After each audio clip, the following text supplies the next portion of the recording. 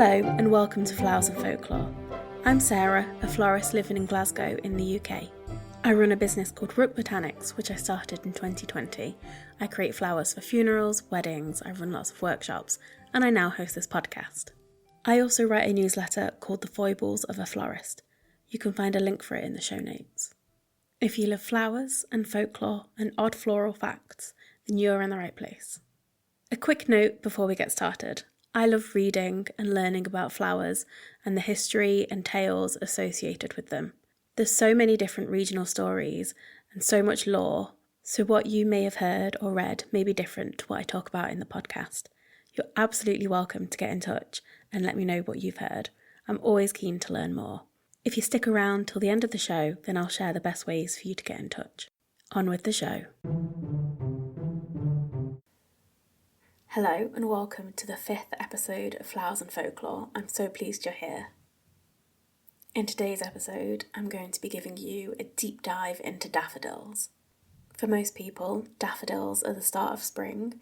They're just so cheerful and lovely. Their bright yellow trumpets are so bold and fun. I love filling old milk bottles with water and just dotting daffodils all around the house. They're often an inexpensive flower, and you can usually pick up a bunch from your local supermarket or florist for a couple of pounds. I've just finished placing an order with my wholesaler for some flowers next week, and I ordered a couple of different types of daffodils. I got just some standard daffs and then some narcissus. I got some white avalanche and yellow royal connection as well, so I'm very excited for them to arrive. As always, I'm going to start with 5 quick facts about the daffodil. Number 1, the UK grows more daffodils commercially than any other country. Number 2, the daffodil is the national flower of Wales. Number 3, daffodils contain sap that's often poisonous to other plants. Number 4, a substance extracted from daffodil bulbs, galantamine, is used as a treatment for Alzheimer's disease, similar to snowdrops. Number 5, they're the official 10th wedding anniversary flower. The daffodils genus is Narcissus, and they are part of the Amaryllis family. We're going to be talking about daffodils and narcissus throughout this episode. Despite their happy sunshine faces, they are actually a toxic plant, and there's something called the daffodil itch. It's a term used by florists and other people who handle daffodils, and it's basically when the sap from the daffodil gets on your skin, it can be a bit itchy. I've never had it happen to me, but to be honest, it's only recently that I've started using them in my work. They've always given me a bit of fear just because when you cut the stem, sap comes out of it. And so if you want to use daffodils in arrangements with other flowers, you have to cut them, put them in water for several hours until the sap stops coming out of the stem, and then you can mix them in with other flowers. When I worked in flower shops, I didn't like to mix daffodils in with other flowers because once they've been taken home by the customer, I wouldn't know if they were going to cut them again and then let the sap come out the stem, and then it can shorten the life of all our other flowers. Before researching this episode, I assumed that daffodils were native to the UK, and that might not be the case. Some people speculate that the Romans brought them over. According to the RHS website, Narcissus pseudonarcissus is perhaps native to the UK, but primarily daffodils come from Spain, Portugal and Morocco. So most of the daffodils that you're seeing around, particularly the bright yellow ones, are probably garden varieties.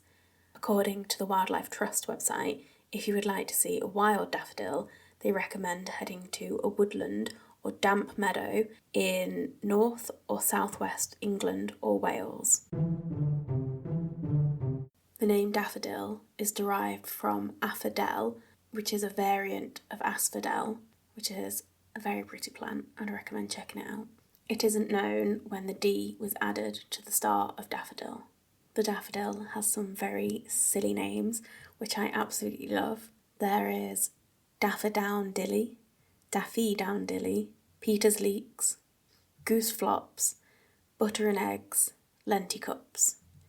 In her various letters to friends, Beatrix Potter referred to them as Daffies, which I absolutely love. And then in her story, The Fairy Caravan, they're referred to as Butter and Eggs. For the etymology of Narcissus, It's linked with the ancient Greek myth of Narcissus, which we're going to chat about later.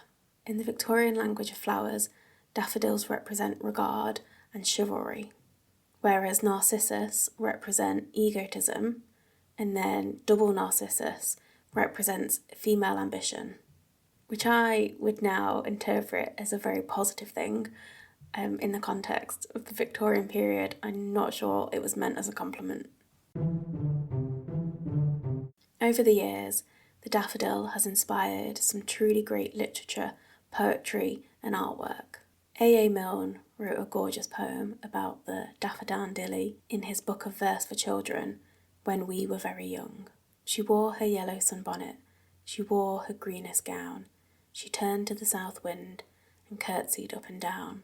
I think Milne perfectly captured the daffodil on the page.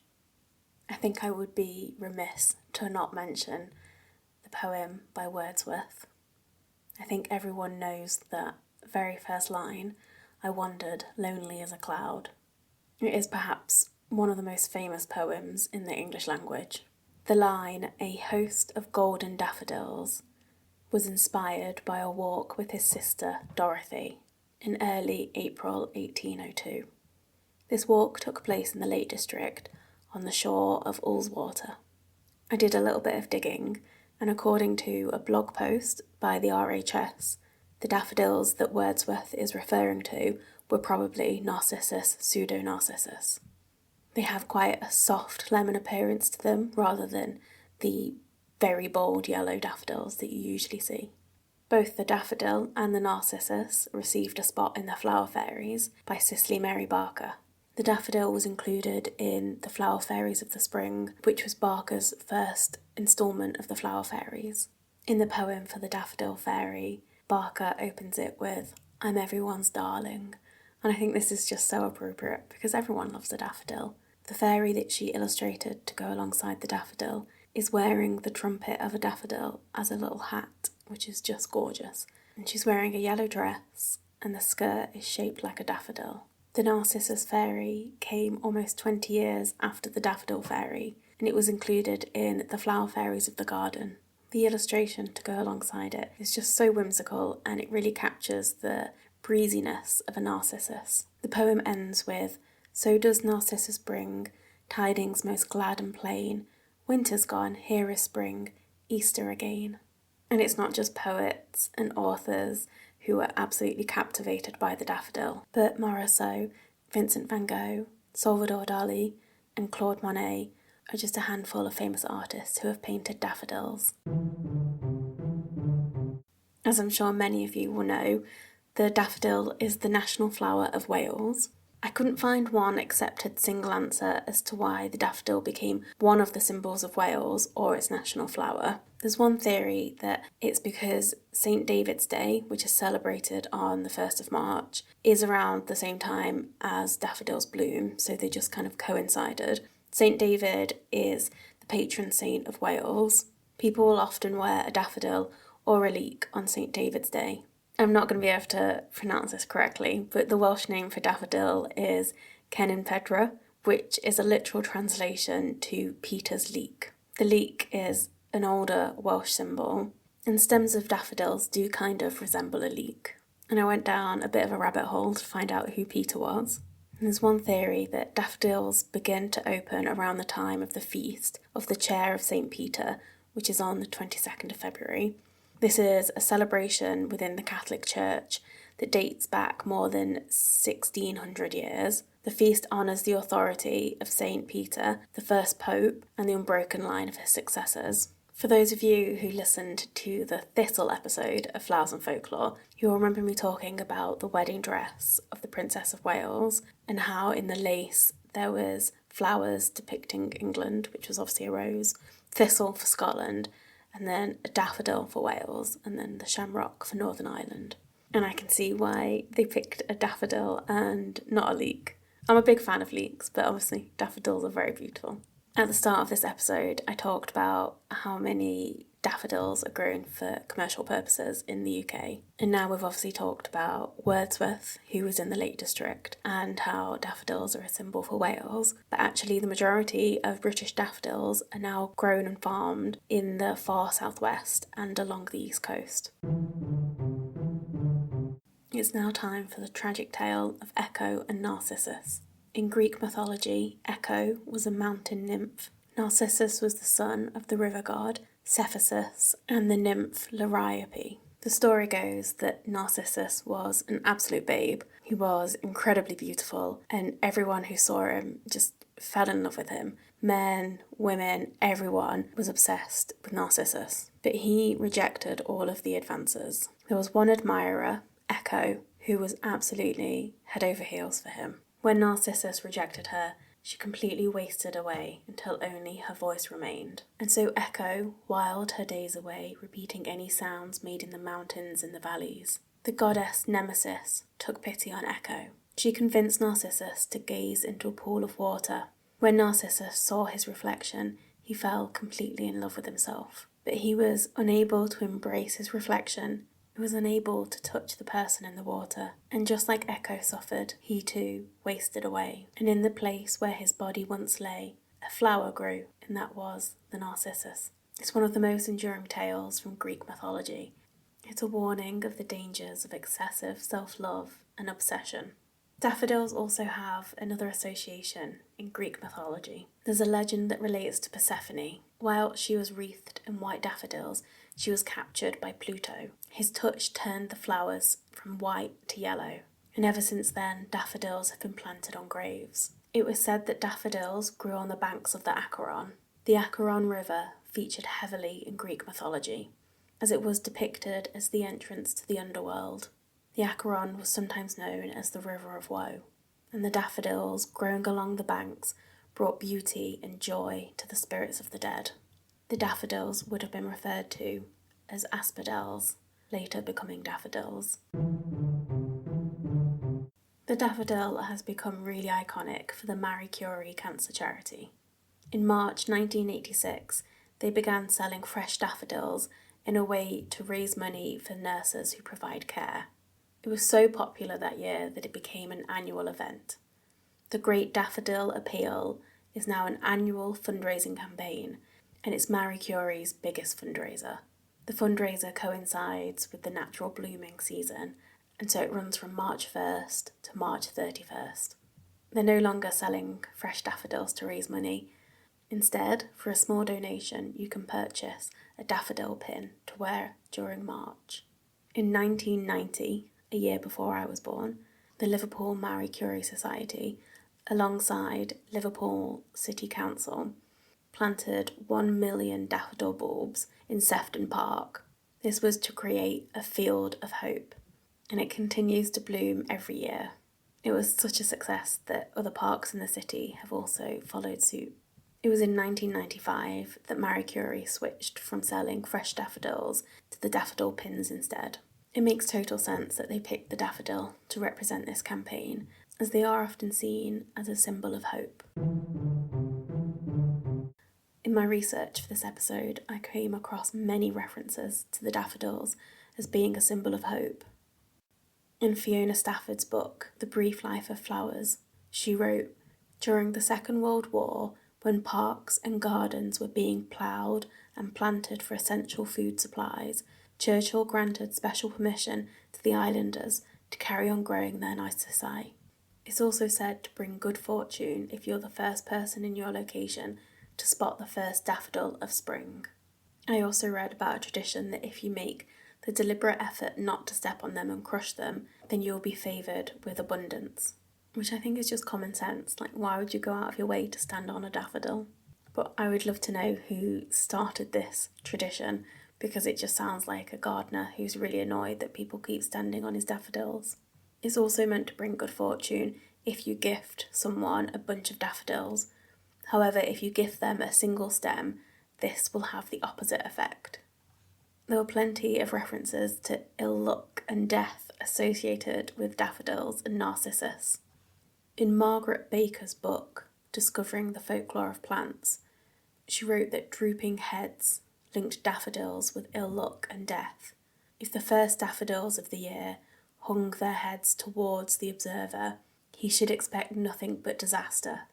I also read lots of references to chicken farmers and poultry farmers. They were particularly superstitious around daffodils and narcissus and wouldn't allow them to be brought into their homes, as they believed they were unlucky and would stop their hens from laying eggs or stop eggs from hatching. Daffodils are also known as the Lent lily, and there is quite a close association between daffodils and Christianity. There's one legend that said on the night of the Last Supper, the daffodil appeared in the Garden of Gethsemane to comfort Jesus, who was saddened by the betrayal of Judas. In Christian symbolism, daffodils are often associated with resurrection, and I think that makes sense as to why they're now so heavily associated with hope. But the flowering season of daffodils obviously fits in with the timing of the festival of Easter. The German word for daffodil literally translates to Easter bell. I also wanted to share with you the legend of the Chinese lily, which is actually about Narcissus and not a lily. The legend goes as follows. An old man leaves his land to his two sons. The eldest son takes his pick of the land. He chooses tillable, fertile land, and the younger brother is left with an area that's watery and rocky. But as luck would have it, a fairy gifts the younger son 3 daffodil bulbs. He plants them on his land, and the flowers are beautiful. He ends up making a fortune selling the bulbs. The elder brother isn't happy about this, and so he buys up all the bulbs and he plants them on his own land. But he doesn't have success. The daffodils he plants all die because they do not have enough water. The legend is a lesson about the nature of greed, but also about the importance of planting your plants in the right place. It's also tradition that if a daffodil blooms in time for Chinese New Year, it will bring you luck and good fortune. Before ending this episode, I really want to tell you about Sarah Backhouse. Before researching this episode, I had never heard about her, but I came across a blog post on the RHS website and just had to tell you all about it. Sarah was born in 1857, and she became known as the person who created the first true pink daffodil. The official name for this daffodil is Narcissus Mrs. R.O. Backhouse. It's the most well-known and widely grown pink daffodil of the last 90 years. I was really excited when I looked it up, and I'm just going to set expectations. It's very orange. It's an orangey pink. The RHS refers to it as salmon, but it is an absolutely stunning daffodil. It didn't actually get its name until 1923, which was 2 years after Sarah died. It was named by her husband, and I know this was just convention at the time, but I really wish it had been called Narcissus Sarah Backhouse, rather than Mrs. R.O. Backhouse. But maybe I'm just biased, because obviously I think the name Sarah is the best name in the world. Sarah led a really incredible life. At age just 33, she was already raising new varieties of narcissus, snowdrops, hyacinths, cyclamen and other plants. And there's quite a lot of mystery surrounding her. In the article that I read about her, she was described as quite elusive. And in the Garden magazine in 1921, Joseph Jacob said this of her. It was not very often that she staged many flowers in public, but when she did, it was something like a revelation. And despite not being in public often, she was making a lot of money. Letters and papers show that Sarah's daffodils were in great demand, and there was a letter for an order of 1,000 bulbs of Sunrise, which was a variety of daffodil. If you're interested in daffodil cultivars, I'd really recommend checking out Sarah's achievements. There was a record in her garden diary in 1906 where she talked about the hybridization of pink daffodils. I'm not going to dive into hybridizing because it's really not my forte, but it was very much Sarah's, and she worked with pink and red colouring for decades. And testament to her success, her daffodil is still available today, 100 years after production. In 1908, someone purchased 3 seedlings from Sarah that cost the equivalent of nearly £19,000 in today's money. For her work in daffodils, she received the Peter Barr Memorial Cup. And so I'd just like to take you on a little tangent about Peter Barr, as he was born in Govan, which isn't too far from where I live. He started in a seed shop in Glasgow and became a prominent nurseryman and merchant known for his daffodils. And apparently, before his work in daffodils, British gardeners often overlooked daffodils, and Peter Barr helped inspire interest in them. Following the death of Peter Barr, the trustees of the Peter Barr Memorial Fund set up an annual award. And the definition for the award is someone who has done good work of some kind in connection with daffodils. And so obviously this has been awarded to Sarah in 1916. I looked up the list of everyone who has received this award, and Sarah's win in 1916 was originally recorded under her husband's name, but it was definitely Sarah who won the cup. In the year of 1918, the cup was awarded to Ellen Ann Wilmot, who is an English horticulturalist, and she has a very interesting history and did a lot for horticulture. And that brings us to the end into our deep dive about daffodils. As I'm recording this, there's daffodils already in bloom, and they are definitely a much needed pick-me-up after the spell of winter. For a list of the sources that I used for this episode, please head over to my Substack. There's a link in the show notes. Substack allows you to leave comments on each episode as well, so if you have any thoughts or feedback, please let me know. Unless you've only got horrible things to say, then, you can just scroll past.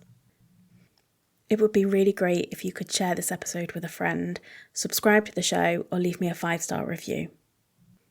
Alternatively, you can do none of those things, and that's totally fine. I'm just so pleased that you're here. Thanks for tuning in, and I'll see you next month.